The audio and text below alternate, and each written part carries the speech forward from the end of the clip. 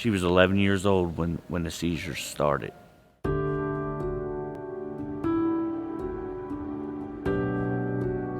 We didn't know what was wrong with her. She actually walked into other people's houses thinking that was her home. There was times when she would just stand there at the wall, and just be in the blank. When I was first experiencing seizures, I was losing time. That's all that I knew. Like, I was blacking out, ending up somewhere else, and I had no idea why. I ended up having to pull her out of school because it was getting too dangerous. We went to the doctor, and they said that there was nothing wrong with me, that I was just being lazy and trying to get out of school and stuff like that. The nurse told us, take her to Children's Hospital. We've probably been here 10 different weeks for a whole week, just to go through this testing and for them to witness the seizures that she was having. They were letting us know that the older she gets, if it doesn't go away, that most of the time it's just going to get worse, and that she would end up being in that permanently, that she would have an episode and stay in that episode and not come out of it. VNS implant, when that came up, the seizures were getting worse. They've tried all the different medications. The vagal nerve stimulator is an implanted device, a little bit like a pacemaker, except where a pacemaker, the leads go to the heart and regulate heartbeat. A vagal nerve stimulator is called that because the electrodes wrap around the vagus nerve in the neck, and repeated stimulation of the vagus nerve can reduce seizure frequency and make seizure control better for some patients whose seizures aren't controlled with medicine. It helped a lot because we could bring her out of the seizure itself just by putting a magnet right over top of it.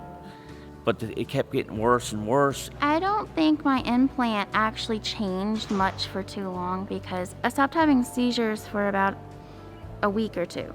And then I started having seizures again, and they were coming more often, and then the magnet would just pull me out of them. It wasn't really preventing anything.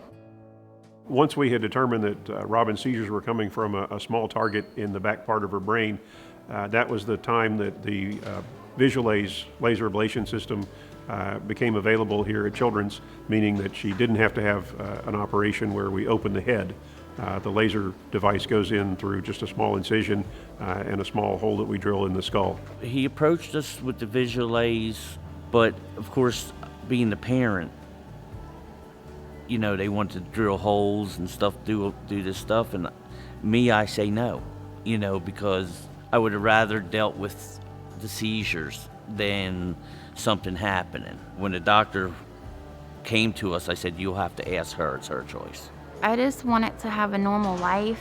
I didn't want to keep having seizures, and I just wanted to do things everybody else could do, like go to school and drive and work. So Robin was the first in Alabama to ever have this procedure. It was scary.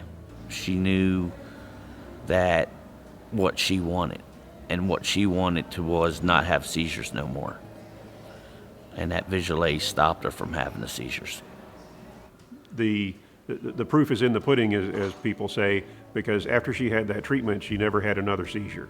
Since having the Visualase, it's changed my everyday life, because now I can actually drive. I can do things more independently. I don't have seizures all the time. That's great. She was the success story of Visualase. It was only a few weeks later she got her GED.